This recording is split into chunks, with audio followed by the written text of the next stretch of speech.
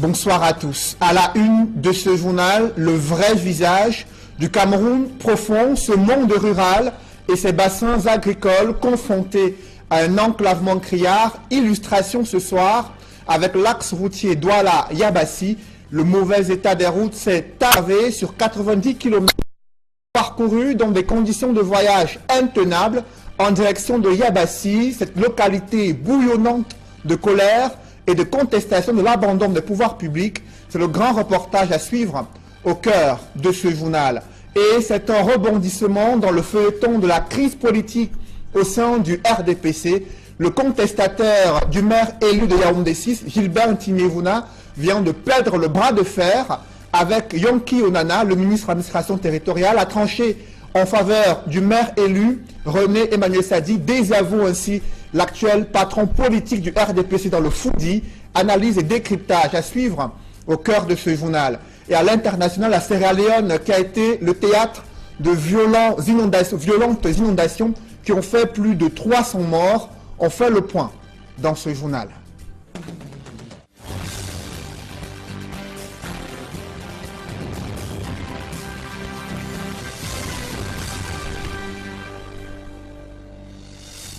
Merci de suivre cette édition complète de l'information sur Equinox Télévision. Une frange de l'opinion nationale est choquée de voir des images du drapeau camerounais brûlé à l'étranger. En posant de tels actes, des activistes camerounais s'exposent à des poursuites judiciaires et à de lourdes condamnations sur le sol camerounais en raison des violations des emblèmes nationaux. Au-delà de ces images, des avocats, hommes politiques estiment qu'il faut distinguer les actes isolés posés par des activistes sécessionnistes à l'étranger et des Camerounais manifestants pour l'amélioration des conditions de vie dans les régions anglophones en proie à une grave crise sociopolitique depuis près d'un an. François Dikoumet et Sylvestre Hippolyte Zangaou. Ces images dans lesquelles on voit des personnes brûler le drapeau du Cameroun à l'ambassade du pays au Canada font le tour des réseaux sociaux depuis des jours. Des images face auxquelles plusieurs Camerounais se sentent indignés. Interrogé sur le caractère répréhensible de cet acte, l'avocat au barreau du Cameroun, Jean de Dieu Momo, affirme que plusieurs motifs donnent lieu à la condamnation selon la loi de cet acte. C'est des actes de rébellion, c'est même des actes, n'est-ce pas, attentatoires au Cameroun. Ce sont des actes qui sont de nature à attaquer les institutions. C'est-à-dire, selon qu'on veut être sévère, on peut dire que ce n'est pas simplement de simple destruction. C'est des actes attentatoires à l'intégrité territoriale du Cameroun. C'est comme des actes de guerre. En réalité, brûler le drapeau d'un pays, c'est un acte de guerre. C'est un acte de guerre commis par les civils. Ce sont des actes de vandalisme qui sont jugés comme des destructions de biens. En tant qu'avocat, et en tant que juriste, en tant que Camerounais, trouve et fustige les dons, le vandalisme que certains de mes compatriotes camerounais ont opéré à l'ambassade du Cameroun au Canada. Je trouve que c'est un acte irresponsable et c'est un acte condamnable, c'est un acte que nous condamnons. L'avocat, par ailleurs homme politique, invite toutefois les uns et les autres à ne pas faire d'amalgame sur les auteurs de cet acte et des Camerounais qui ont choisi d'autres voies pour formuler leurs revendications pour les régions anglophones. Il ne faut pas faire une confusion dans la question anglophone en pensant que c'est tous les anglophones qui sont coupables n'est-ce pas, de cet acte de vandalisme. Il faut distinguer deux choses ici. Dans la question anglophone, il y a les fédéralistes qui souhaitent simplement qu'on modifie la forme de l'État, et il y a les séparatistes anglophones qui sont là depuis 1990, que nous connaissons tous, qui ont recruté et dont les rangs ont grossi. Je voudrais simplement appeler à plus de discernement pour qu'il n'y ait pas la confusion. Les séparatistes agissent comme des ennemis. En brûlant le drapeau du Cameroun, ils se comportent comme des ennemis du Cameroun. Depuis le début de la crise dite anglophone, des images et des scènes violentes se multiplient sur le territoire camerounais et hors des frontières du pays. Restons dans le chaudron de la crise anglophone pour évoquer ce taux record d'échecs pour les examens du sous-système éducatif anglophone, lequel a été plusieurs fois paralysé en raison de cette grave crise sociopolitique dans les régions du nord-ouest et du sud-ouest. On note que le DCE Advanced Level affiche un taux d'échec d'environ 65% et le DCE Technical pointe un taux d'échec d'environ 78%. Ces statistiques témoignent de l'ampleur de la crise et son impact sur l'éducation. Warren Zede et Julienne Berthe-Bissaille. Les performances scolaires enregistrées cette année au DCE Advanced et Technical Level présentent une baisse significative due aux tensions enregistrées dans les régions du nord-ouest et sud-ouest. Pour ce qui est du DCE Advanced Level, l'on avait 38 628 candidats inscrits. Seuls 33 037 candidats ont pu composer et 11 670 déclarés admis, soit un taux de réussite de 35,32%, une baisse comparativement aux résultats de l'année dernière qui affichait un taux de réussite de 66,55%. Quant au DCE Technical, 2567 candidats ont composé sur 3472 inscrits. 574 candidats sont déclarés admis, soit un taux de réussite de 22,36%, pratiquement la moitié du taux de l'année dernière qui était de 54,33%. Au cours de cette année scolaire, le DCE Board a enregistré quelques cas d'irrégularité, parmi lesquels les candidats insolvables. En ce qui concerne les candidats suspects, ils seront soumis à un comité ad hoc le 21 août prochain. Rappelons que c'est la toute première fois que le sous-système éducatif anglophone enregistre un aussi mauvais record aux examens officiels. C'est un rebondissement inespéré dans le feuilleton d'une crise politique au sein du RDPC, le principal contestataire du maire élu de Yaoundé 6 et instigateur du blocage administratif de sa prise de fonction, Gilbert Ntimi-Evuna vient de perdre son bras de fer contre Yonki Onana et l'arbitre de ce duel, le ministre de l'administration territoriale, a tranché en faveur du maire élu de Yaoundé 6. Il doit être installé en semaine, confirme ainsi René Emmanuel Sadi, par ailleurs ancien secrétaire général du RDPC. Il désavoue l'actuel responsable politique du parti au pouvoir dans le Fundi, un sérieux revers pour Gilbert Ntimi-Evuna. Des précisions dans ce reportage signé Marcelin Gansop. Interpellé par nos soins le 9 août dernier, le gouverneur de la région du centre avait laissé entrevoir la fin de l'impasse à la commune d'arrondissement de Yaoundé 6. Nous leur avons dit que la hiérarchie s'attelle sur leur dossier. Le dossier est déjà connu, le préfet a fait son travail et il l'a transmis.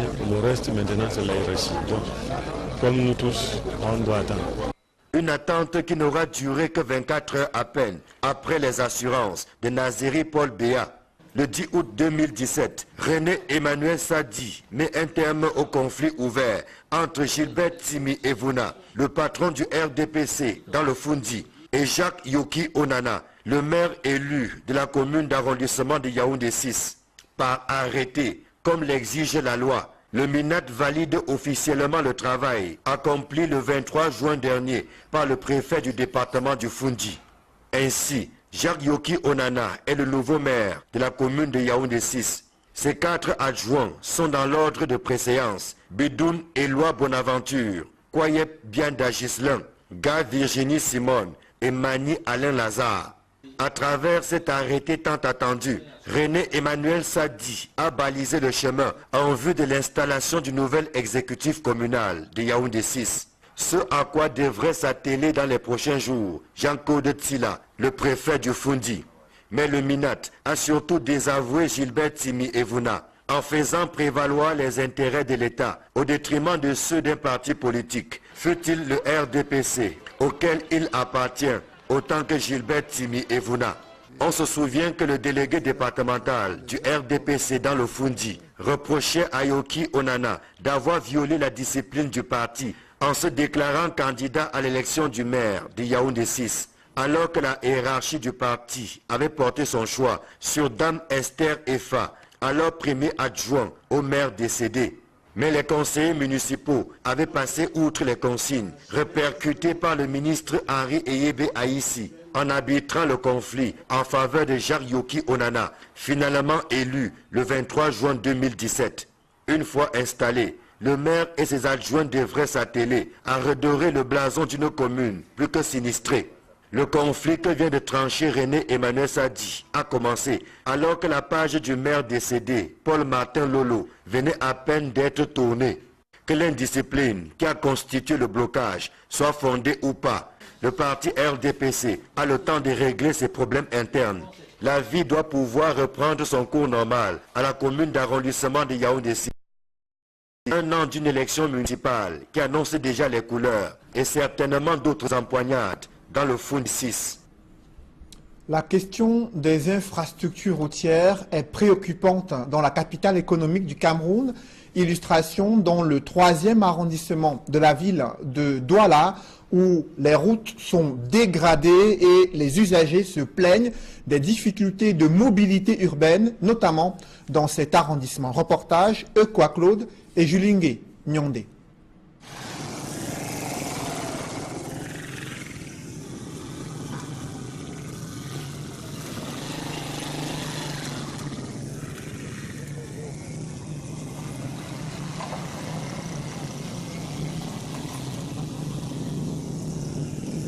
Voici le calvaire que vivent les populations de l'arrondissement de Douala 3e. Une localité mal à ses routes. L'axe qui relie le lieu du terminus au quartier Barcelone se dégrade au fil du temps. Pire encore en cette saison de pluie.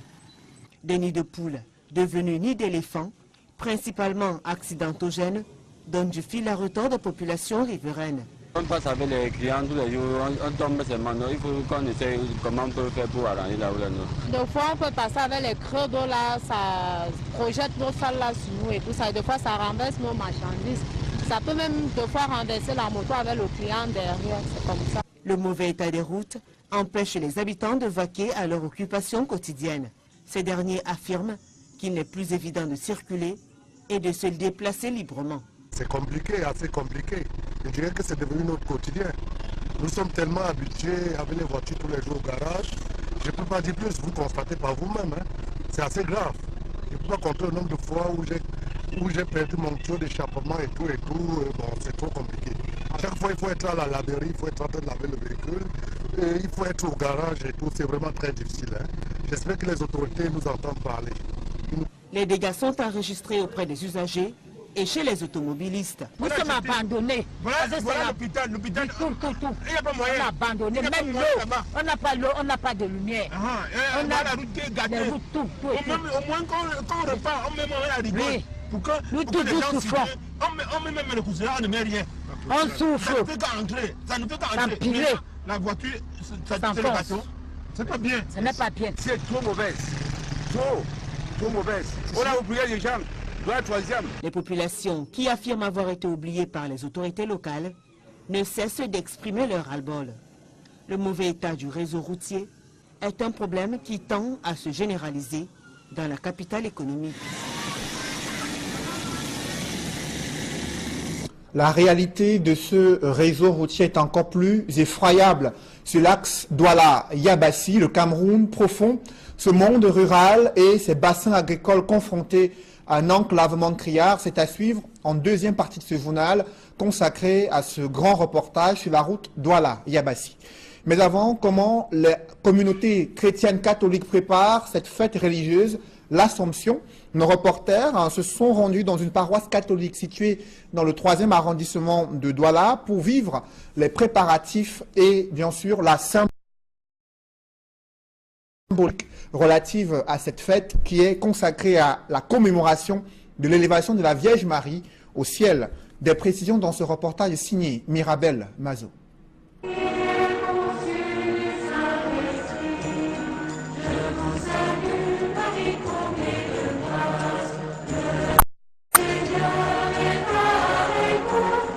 Le décor est déjà planté à la paroisse Guido Maria Conforti pour l'élévation de la Vierge Marie dans les cieux. Les fidèles chrétiens sont venus très tôt passer des coups de balai, serre-pierre, afin de donner fière allure à leur paroisse. Pour ce 15 août, Marie est à l'honneur. L'Assomption est une des grandes fêtes de la vie chrétienne. Elle commémore la gloire de Marie avec Dieu au terme de sa vie terrestre. La mère du Sauveur, celle qui a été le tabernacle, n'est-ce pas, de Dieu, ne pouvait pas n'est-ce pas, atteindre la corruption de la terre. Et c'est pourquoi les pères de l'Église définissent cela très bien en nous faisant comprendre que celle qui a été la mère du Sauveur, celle qui a donné son fiat, son oui, n'est-ce pas, à Dieu, pour porter le germe du salut du monde, le Seigneur ne pouvait pas permettre que cette mère-là reste dans la corruption, que son corps atteigne la putréfaction. Il fallait bien que cette mère retourne, n'est-ce pas, la maison nuptiale, que cette mère retourne la gloire de son fils et qu'elle trône désormais avec son fils. C'est pourquoi l'Assomption, n'est-ce pas, matérialise donc l'élévation de Marie au ciel et non la montée de Marie au ciel. Découlant de sa maternité divine, l'Assomption de Marie est pour toute l'humanité un gage d'espérance, une promesse de résurrection, à ne pas confondre avec l'ascension de Jésus-Christ. Il y a bien une grande différence entre l'ascension et l'Assomption, parce que l'ascension en latin qui veut dire ascendere, qui veut dire élever, qui veut dire monter, qui est différent de l'Assomption qui en latin se dit assumere, c'est-à-dire assumer, qui veut dire enlever. Donc là il y a une action divine. Il y a une initiative divine qui vient donc élever Marie au ciel. Pour consolider leur relation avec la Vierge Marie, les fidèles catholiques s'arriment à la méditation du chapelet. Cet objet de piété, médité graine par graine, renoue la complicité d'une maman avec ses enfants. Le chapelet dans la vie du chrétien, c'est un exercice spirituel, n'est-ce pas, pour nous catholiques. C'est un moment fort où ensemble avec Marie, nous prions, parce que Marie prie avec les fidèles. De son corps virginal, pur et chaste, de son dévouement total au Seigneur, l'ange lui apparut et Marie conçut du Saint-Esprit et fut bénie entre toutes les femmes. Marie est donc un modèle pour la jeune fille. Aujourd'hui, nous les jeunes nous sommes portés à faire la fornication, l'adultère, le commérage, les calomnies. Nous avons la difficulté à garder des choses secrètes pour nous-mêmes. Or, en prenant Marie comme modèle d'humanité, modèle de vie, je m'interpelle moi-même à garder ce sens-là, ce sens du secret, de préservation de l'intégrité humaine de notre corps, car notre corps est le temple de l'Esprit Saint.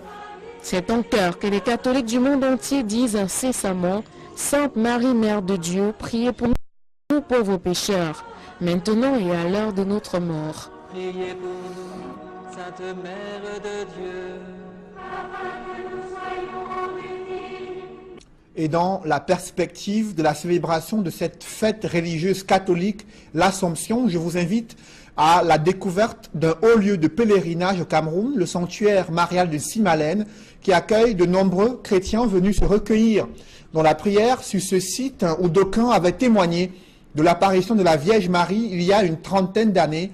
Aujourd'hui, hommes, femmes, enfants s'y rendent pour fortifier leur foi, s'approvisionner en une eau déclarée bénite et demander des intercessions auprès de Marie, des intercessions de Marie auprès du Christ, afin de résoudre des problèmes spirituels, mais aussi matériels. Reportage, Joël Essengue et Marcelin Gansop. Ceci n'est pas un étang de poissons, encore moins un lac artificiel. C'est la piscine de purification, l'une des principales attractions du sanctuaire marial de Simalène. Alors tous les enfants ici présents qui vont plonger en ce moment, que ta main maternelle, ta main puissante, les lave. C'est non loin d'ici que la Vierge Marie fit son apparition en 1986. Et depuis lors, cet endroit ne désemplit plus. Vu que depuis des années, on nous a parlé de l'apparition de la Vierge Marie et elle a présenté cette eau qui était une eau bénite. Et donc beaucoup de gens trouvent des guérisons. Et ceux qui sont malades ont l'habitude aussi de venir ici et trouver des guérisons. Bon, cette eau est semblable à l'eau de Lourdes. Qu'est-ce qui m'amène au sanctuaire marial? Déjà pour le recueillement, on s'éloigne un peu du bruit, du train-train quotidien. Il y a la prière, c'est un lieu de prière, donc on se concentre. Et puis le symbole, la reine, la Vierge Marie, on se confie à elle parce qu'on a des soucis, on a des problèmes, parfois on ne sait pas à qui se confier. Elle est là pour nous et c'est le lieu approprié. À une centaine de mètres de la piscine se trouve une source à laquelle s'abreuvent un nombre incalculable de personnes. Je repars avec de l'eau pour ma purification, je bois et avec tout ce que j'ai dans mon organisme comme petit bobo, surtout les maléfices quoi. En prenant cette eau-ci, l'eau de Simalène, l'eau de la source, je suis purifié de beaucoup de choses, de maladies quoi.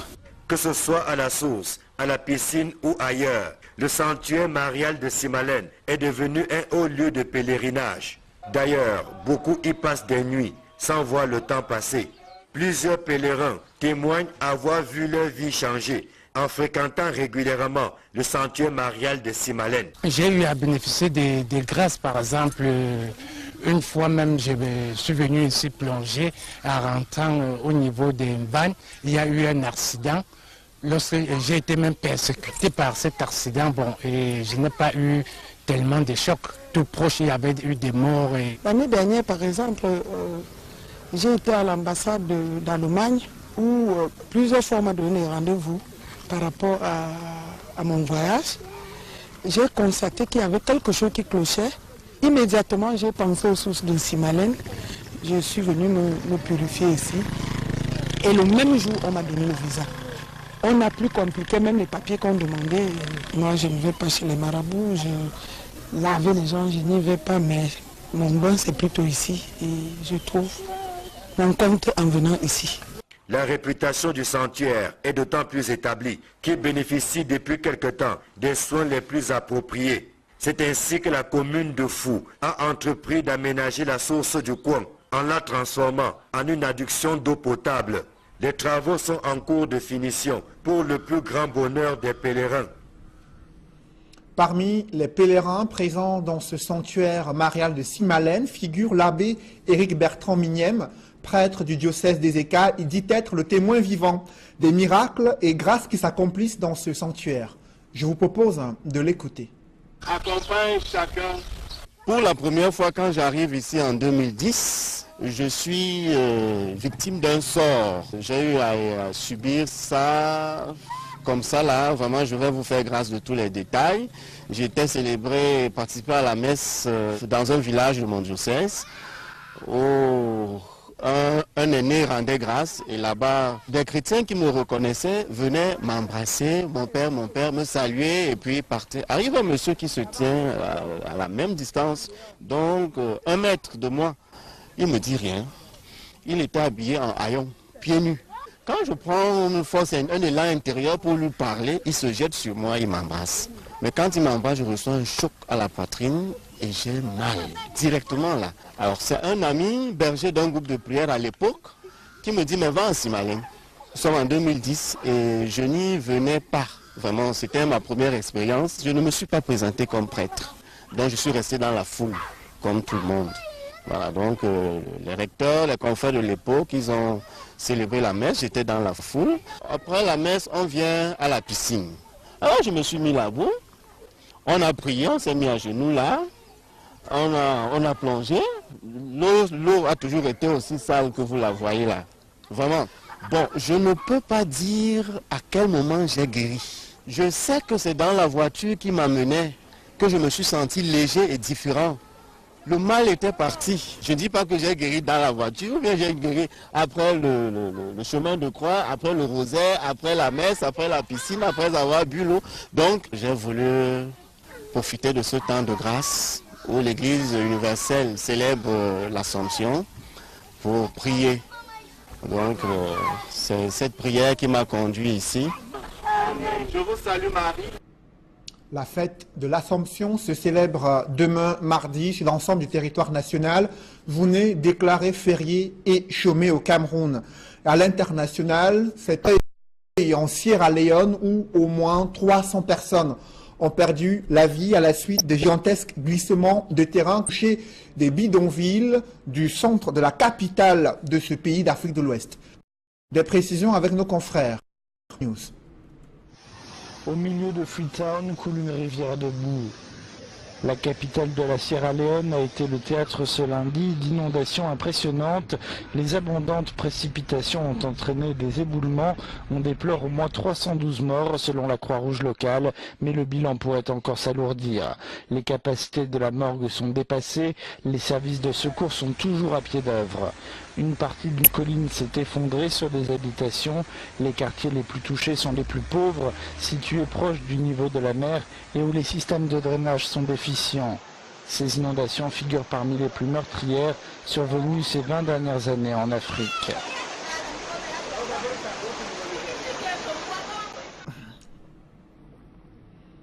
Toute l'Afrique est également meurtrie au lendemain de cette nuit d'horreur et carnage perpétrée à Ouagadougou, la capitale du Burkina Faso. Parmi les 18 victimes de cette attaque terroriste figurent entre autres Sénégalais, Nigérians, Burkinabés, Libanais et Français.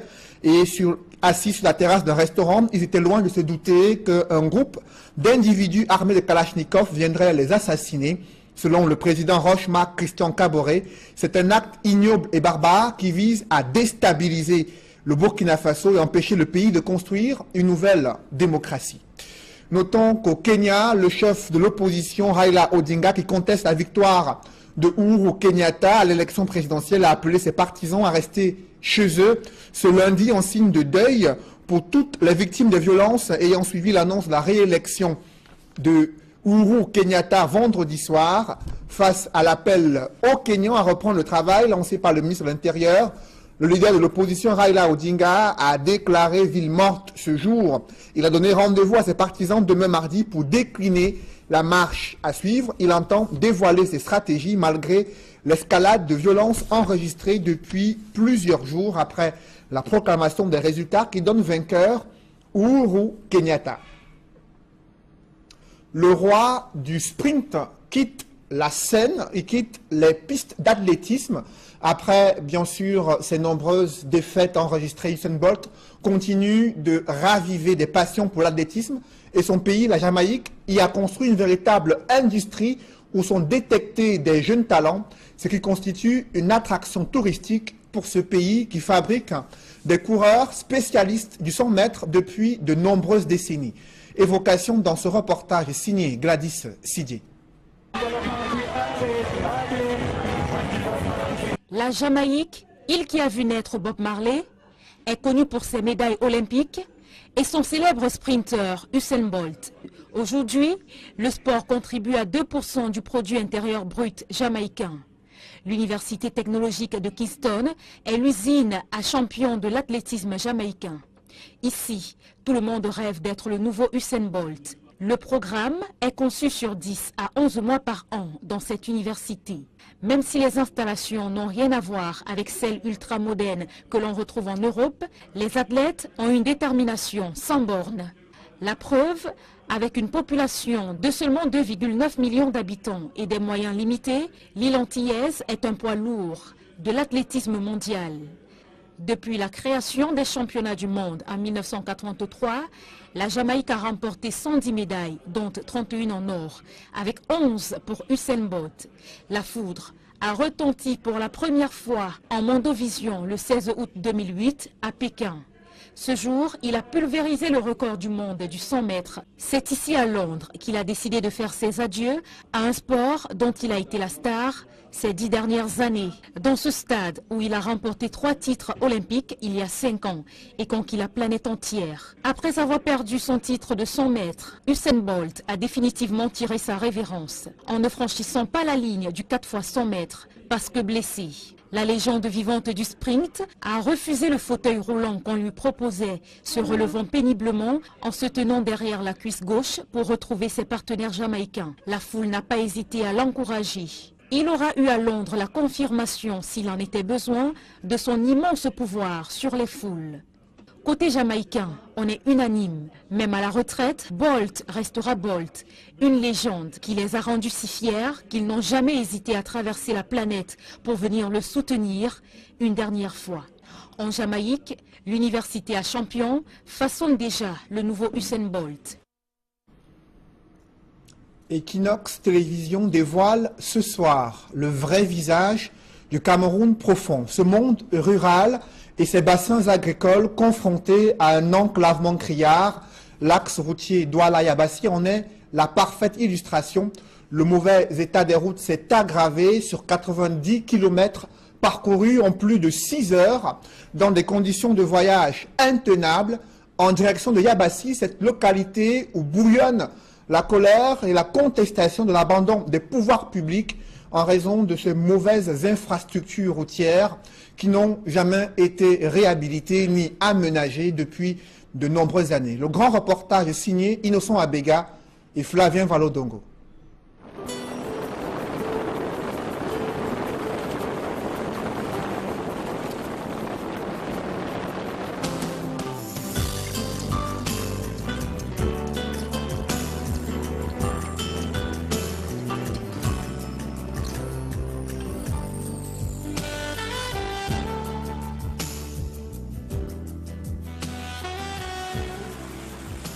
Sur la route Douala-Yabassi, l'usager qui emprunte le tronçon a 3 possibilités.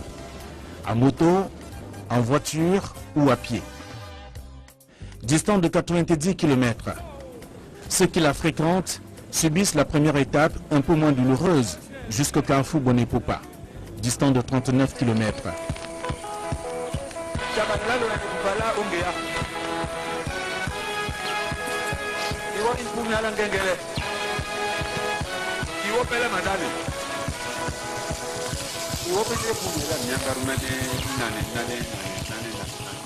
Je viens de parcourir 39 km Douala-Bonepopa.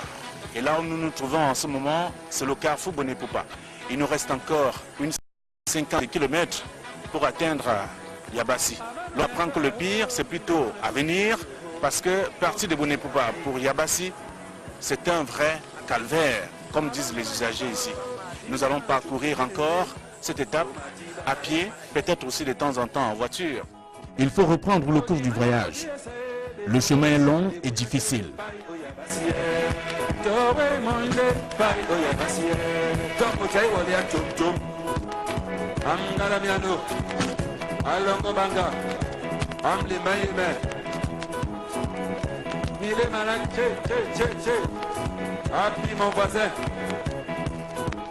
D'ailleurs, ce gros porteur vient de passer plusieurs jours embourbé à cet endroit et abandonné à lui-même. Le convoyeur dit être dépassé par cet événement.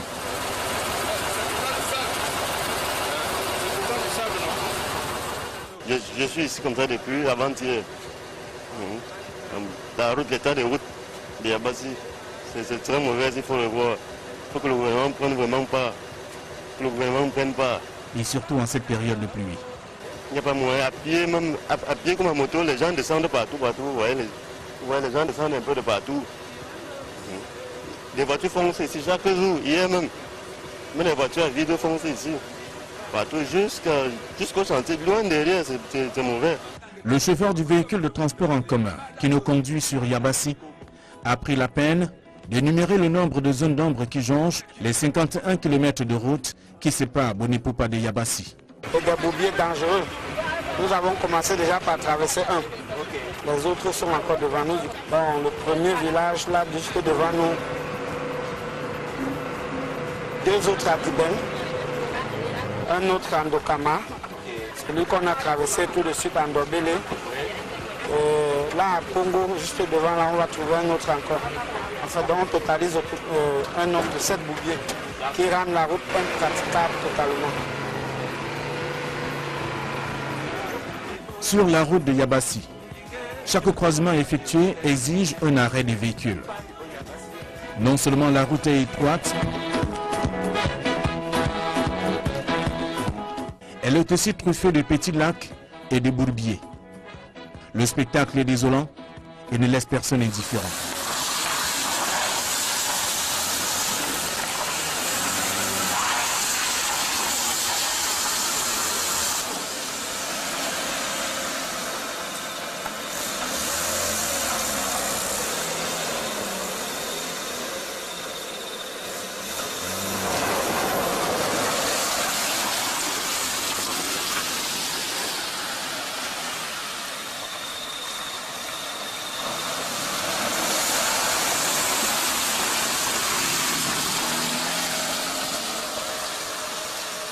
sommes dans une période de crise. Régulièrement, toutes les saisons de pluie, nous avons les routes, nous ne passons pas.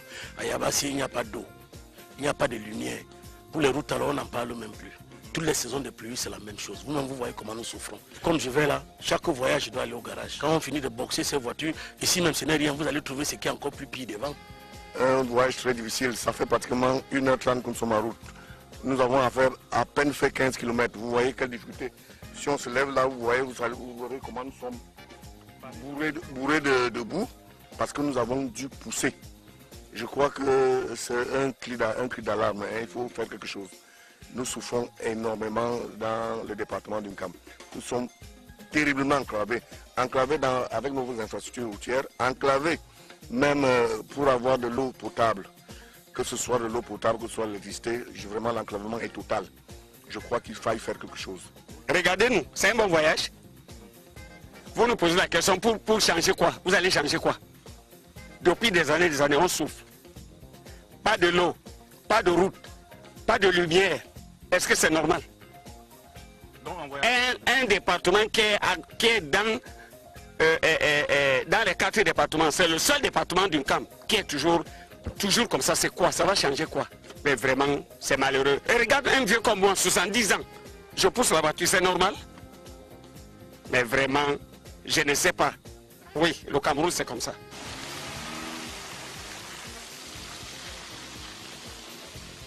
Le Cameroun est comme ça, pour reprendre les propos de cet homme âgé de 70 ans. Mais davantage lorsqu'il faut braver les bourbiers. Tous les passagers sont appelés à descendre du véhicule pour pousser.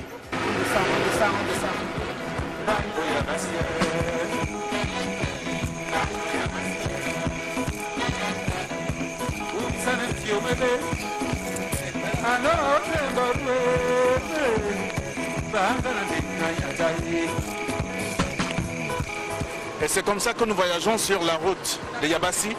Il faut descendre du véhicule et le pousser.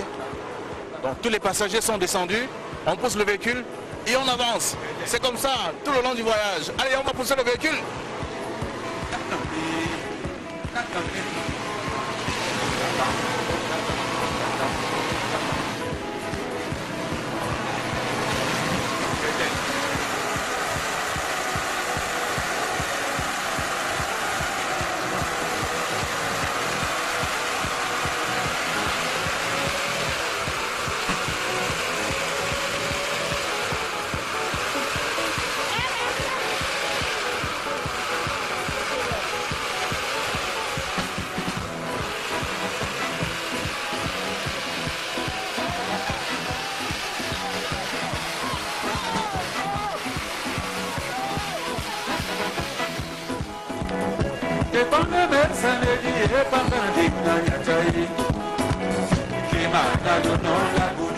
C'est la situation que nous vivons ici depuis des années, surtout à partir du mois de juin. C'est pratiquement tout le Cameroun qui est coupé de Yabassi.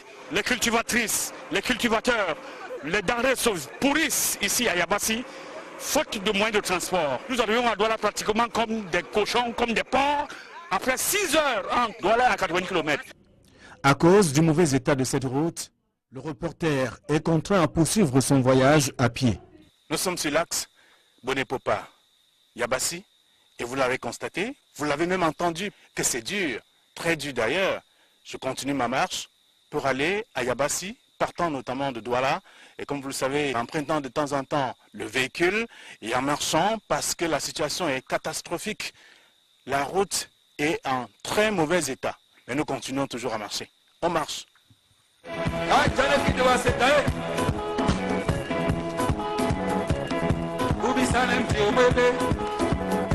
Et c'est donc sur cette même route que passent les autorités administratives du département d'Uncam.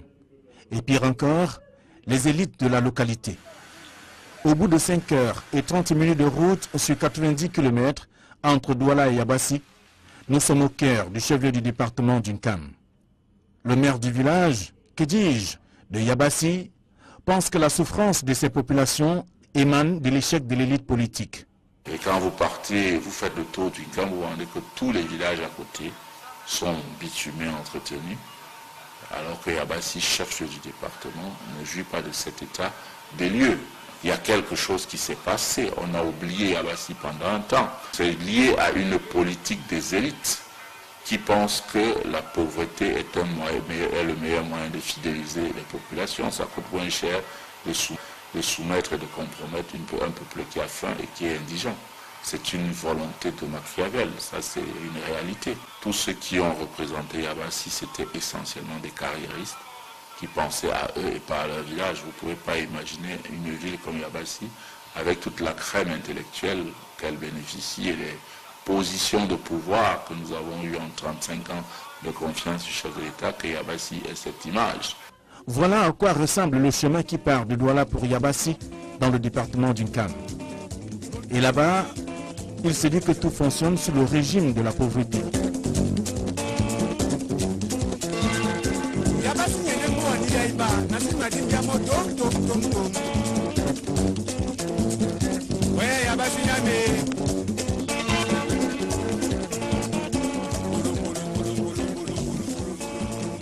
Vous l'avez vu dans ce grand reportage d'Innocent Abega et Flavien Valodongo, le vrai visage du Cameroun profond. Prochain épisode à suivre demain sur le 20h. Mesdames, Messieurs, c'est la fin de ce journal. Merci d'avoir suivi. Restez sur Equinox pour suivre 100% Foot, émission présentée par Étienne Pascal Azégué, réalisée par Emos Fanga. Bonne soirée sur cette même antenne.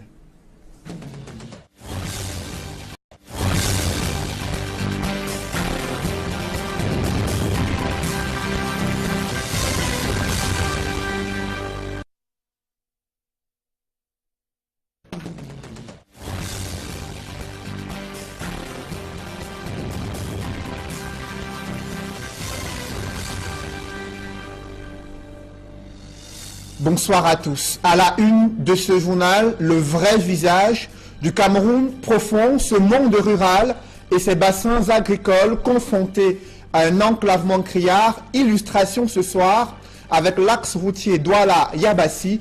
Le mauvais état des routes s'est aggravé sur 90 km parcourus dans des conditions de voyage intenables en direction de Yabassi, cette localité bouillonnante de colère et de contestation de l'abandon des pouvoirs publics. C'est le grand reportage à suivre au cœur de ce journal.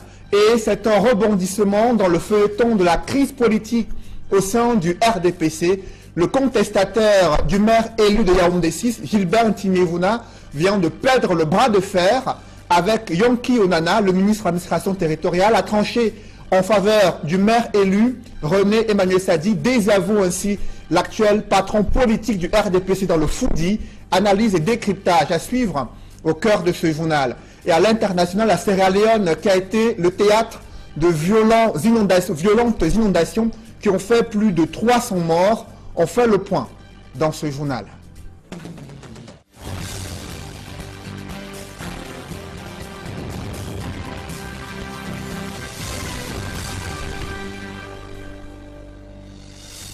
Merci de suivre cette édition complète de l'information sur Equinox Télévision. Une frange de l'opinion nationale est choquée de voir des images du drapeau camerounais brûlé à l'étranger. En posant de tels actes, des activistes camerounais s'exposent à des poursuites judiciaires et à de lourdes condamnations sur le sol camerounais en raison des violations des emblèmes nationaux. Au-delà de ces images, des avocats, hommes politiques estiment qu'il faut distinguer les actes isolés posés par des activistes sécessionnistes à l'étranger et des Camerounais manifestants pour l'amélioration des conditions de vie dans les régions anglophones en proie à une grave crise sociopolitique depuis près d'un an. François Dikoumet et Sylvestre Hippolyte Zangaou. Ces images dans lesquelles on voit des personnes brûler le drapeau du Cameroun à l'ambassade du pays au Canada font le tour des réseaux sociaux depuis des jours. Des images face auxquelles plusieurs Camerounais se sentent indignés. Interrogé sur le caractère répréhensible de cet acte, l'avocat au barreau du Cameroun, Jean de Dieu Momo, affirme que plusieurs motifs donnent lieu à la condamnation selon la loi de cet acte. C'est des actes de rébellion, c'est même des actes, n'est-ce pas, attentatoires au Cameroun. Ce sont des actes qui sont de nature à attaquer les institutions. C'est-à-dire, selon qu'on veut être sévère, on peut dire que ce n'est pas simplement de simples destructions. C'est des actes attentatoires à l'intégrité territoriale du Cameroun. C'est comme des actes de guerre. En réalité, brûler le drapeau d'un pays, c'est un acte de guerre. C'est un acte de guerre commis par les civils. Ce sont des actes de vandalisme qui sont jugés comme des destructions de biens. En tant qu'avocat, en tant que juriste, en tant que Camerounais, je trouve et fustige les dons, le vandalisme que certains de mes compatriotes camerounais ont opéré à l'ambassade du Cameroun au Canada. Je trouve que l'acte irresponsable et c'est un acte condamnable, c'est un acte que nous condamnons. L'avocat, par ailleurs homme politique, invite toutefois les uns et les autres à ne pas faire d'amalgame sur les auteurs de cet acte et des Camerounais qui ont choisi d'autres voies pour formuler leurs revendications pour les régions anglophones. Il ne faut pas faire une confusion dans la question anglophone en pensant que c'est tous les anglophones qui sont coupables de, n'est-ce pas, de cet acte de vandalisme. Il faut distinguer deux choses ici. Dans la question anglophone, il y a les fédéralistes qui souhaitent simplement qu'on modifie la forme de l'État, et il y a les séparatistes anglophones qui sont là depuis 1990, que nous connaissons tous, qui ont recruté et dont les rangs ont grossi. Je voudrais simplement appeler à plus de discernement pour qu'il n'y ait pas la confusion. Les séparatistes agissent comme des ennemis. En brûlant le drapeau du Cameroun, ils se comportent comme des ennemis du Cameroun. Depuis le début de la crise dite anglophone, des images et des scènes violentes se multiplient sur le territoire camerounais et hors des frontières du pays. Restons dans le chaudron de la crise anglophone pour évoquer ce taux record d'échecs pour les examens du sous-système éducatif anglophone, lequel a été plusieurs fois paralysé en raison de cette grave crise sociopolitique dans les régions du nord-ouest et du sud-ouest. On note que le DCE Advanced Level affiche un taux d'échec d'environ 65% et le DCE Technical pointe un taux d'échec d'environ 78%. Ces statistiques témoignent de l'ampleur de la crise et son impact sur l'éducation. Warren Zede et Julienne Berthebissaille. Les performances scolaires enregistrées cette année au DCE Advanced et Technical Level présentent une baisse significative due aux tensions enregistrées dans les régions du nord-ouest et sud-ouest. Pour ce qui est du DCE Advanced Level, l'on avait 38 628 candidats inscrits. Seuls 33 037 candidats ont pu composer et 11 670 déclarés admis, soit un taux de réussite de 35,32%, une baisse comparativement aux résultats de l'année dernière qui affichait un taux de réussite de 66,55%. Quant au DCE Technical, 2567 candidats ont composé sur 3472 inscrits. 574 candidats sont déclarés admis, soit un taux de réussite de 22,36%, pratiquement la moitié du taux de l'année dernière qui était de 54,33%. Au cours de cette année scolaire, le DCE Board a enregistré quelques cas d'irrégularité, parmi lesquels les candidats insolvables. En ce qui concerne les candidats suspects, ils seront soumis à un comité ad hoc le 21 août prochain. Rappelons que c'est la toute première fois que le sous-système éducatif anglophone enregistre un aussi mauvais record aux examens officiels. C'est un rebondissement inespéré dans le feuilleton d'une crise politique au sein du RDPC, le principal contestataire du maire élu de Yaoundé 6 et instigateur du blocage administratif de sa prise de fonction, Gilbert Ntimiévouna vient de perdre son bras de fer contre Yonki Onana et le duel et l'arbitre de ce duel, le ministre de l'administration territoriale, a tranché en faveur du maire élu de Yaoundé 6. Il doit être installé en semaine, confirme ainsi René Emmanuel Sadi, par ailleurs ancien secrétaire général du RDPC. Il désavoue l'actuel responsable politique du parti au pouvoir dans le Foundi, un sérieux revers pour Gilbert Ntimiévouna. Des précisions dans ce reportage signé Marcelin Gansop. Interpellé par nos soins le 9 août dernier, le gouverneur de la région du centre avait laissé entrevoir la fin de l'impasse à la commune d'arrondissement de Yaoundé 6. Nous leur avons dit que la hiérarchie s'attelle sur leur dossier. Le dossier est déjà connu, le préfet a fait son travail et il l'a transmis. Le reste maintenant c'est la hiérarchie. Donc, comme nous tous, on doit attendre. Une attente qui n'aura duré que 24 heures à peine après les assurances de Nazéri Paul Béa. Le 10 août 2017, René Emmanuel Sadi met un terme au conflit ouvert entre Gilbert Timi Evuna, le patron du RDPC dans le Fundi, et Jacques Yoki Onana, le maire élu de la commune d'arrondissement de Yaoundé 6. Par arrêté, comme l'exige la loi, le MINAT valide officiellement le travail accompli le 23 juin dernier par le préfet du département du Fundi. Ainsi, Jacques Yoki Onana est le nouveau maire de la commune de Yaoundé 6. Ses 4 adjoints sont dans l'ordre de préséance: Bidoun Éloi Bonaventure, Kwayep Bianda Gislin, Ga Virginie Simone et Mani Alain Lazare. À travers cet arrêté tant attendu, René Emmanuel Sadi a balisé le chemin en vue de l'installation du nouvel exécutif communal de Yaoundé 6. Ce à quoi devrait s'atteler dans les prochains jours Jean-Claude Tsila, le préfet du Fundi. Mais le MINAT a surtout désavoué Gilbert Timi Evuna en faisant prévaloir les intérêts de l'État au détriment de ceux d'un parti politique, fût-il le RDPC, auquel il appartient, autant que Gilbert Timi Evuna. On se souvient que le délégué départemental du RDPC dans le Fundi reprochait à Yoki Onana d'avoir violé la discipline du parti en se déclarant candidat à l'élection du maire de Yaoundé 6, alors que la hiérarchie du parti avait porté son choix sur Dame Esther Efa, alors premier adjoint au maire décédé. Mais les conseillers municipaux avaient passé outre les consignes répercutées par le ministre Henri Eyebe Aïssi en arbitrant le conflit en faveur de Jacques Yoki Onana, finalement élu le 23 juin 2017. Une fois installé, le maire et ses adjoints devraient s'atteler à redorer le blason d'une commune plus que sinistrée.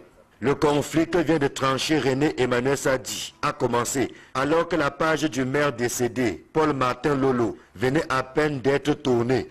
Que l'indiscipline qui a constitué le blocage soit fondée ou pas, le parti RDPC a le temps de régler ses problèmes internes. La vie doit pouvoir reprendre son cours normal à la commune d'arrondissement de Yaoundé 6. Un an d'une élection municipale qui annonce déjà les couleurs et certainement d'autres empoignades dans le Fundi 6. La question des infrastructures routières est préoccupante dans la capitale économique du Cameroun. Illustration dans le 3e arrondissement de la ville de Douala, où les routes sont dégradées et les usagers se plaignent des difficultés de mobilité urbaine, notamment dans cet arrondissement. Reportage Equa Claude et Julingue Nyondé.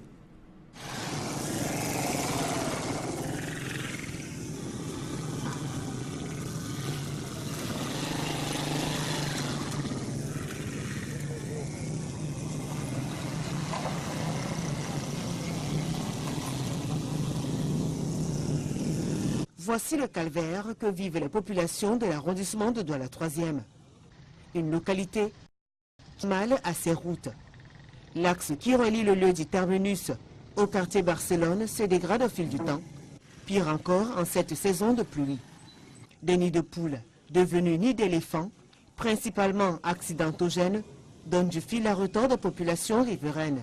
On passe avec les clients tous les jours, on tombe seulement. Il faut qu'on essaie comment on peut faire pour arranger là où là. Des fois on peut passer avec les creux d'eau là, ça projette l'eau sale là sur nous et tout ça. Et des fois ça renverse nos marchandises. Ça peut même des fois renverser la moto avec le client derrière, c'est comme ça. Le mauvais état des routes empêche les habitants de vaquer à leur occupation quotidienne. Ces derniers affirment qu'il n'est plus évident de circuler et de se déplacer librement. C'est compliqué, assez compliqué. Je dirais que c'est devenu notre quotidien. Nous sommes tellement habitués avec les voitures tous les jours au garage. Je ne peux pas dire plus, vous constatez par vous-même. Hein. C'est assez grave. Je ne peux pas compter le nombre de fois où j'ai perdu mon tuyau d'échappement et tout. Bon, c'est trop compliqué. Chaque fois, il faut être à la laverie, il faut être en train de laver le véhicule. Et il faut être au garage et tout. C'est vraiment très difficile. Hein. J'espère que les autorités nous entendent parler. Les dégâts sont enregistrés auprès des usagers et chez les automobilistes. Nous sommes abandonnés. Voilà l'hôpital. Tout. Il n'y a pas moyen. On a abandonné. Même l'eau. On n'a pas l'eau, on n'a pas de lumière.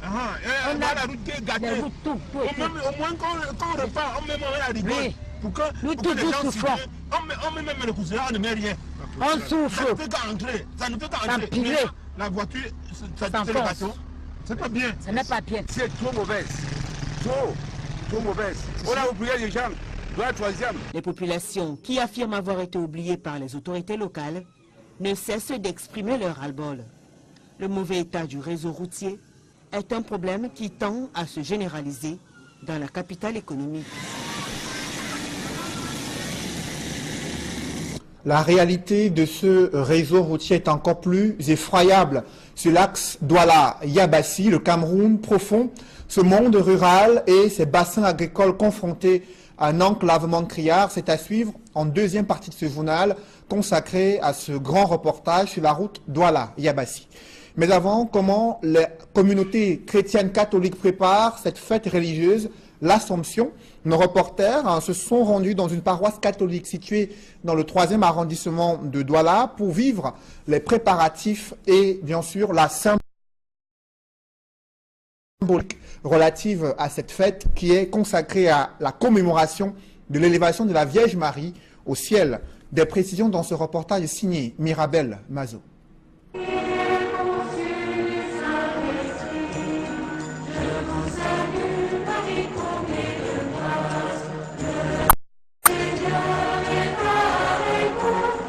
Le décor est déjà planté à la paroisse Guido Maria Conforti pour l'élévation de la Vierge Marie dans les cieux. Les fidèles chrétiens sont venus très tôt passer des coups de balai, serre-pierre, afin de donner fière allure à leur paroisse. Pour ce 15 août, Marie est à l'honneur. L'Assomption est une des grandes fêtes de la vie chrétienne. Elle commémore la gloire de Marie avec Dieu au terme de sa vie terrestre. La mère du Sauveur, celle qui a été le tabernacle, n'est-ce pas, de Dieu, ne pouvait pas, n'est-ce pas, atteindre la corruption de la terre. Et c'est pourquoi les pères de l'Église définissent cela très bien en nous faisant comprendre que celle qui a été la mère du Sauveur, celle qui a donné son fiat, son oui, n'est-ce pas, à Dieu, pour porter le germe du salut du monde, le Seigneur ne pouvait pas permettre que cette mère reste dans la corruption, que son corps atteigne la putréfaction. Il fallait bien que cette mère retourne, n'est-ce pas, la maison nuptiale, que cette mère retourne la gloire de son fils et qu'elle trône désormais avec son fils. C'est pourquoi l'Assomption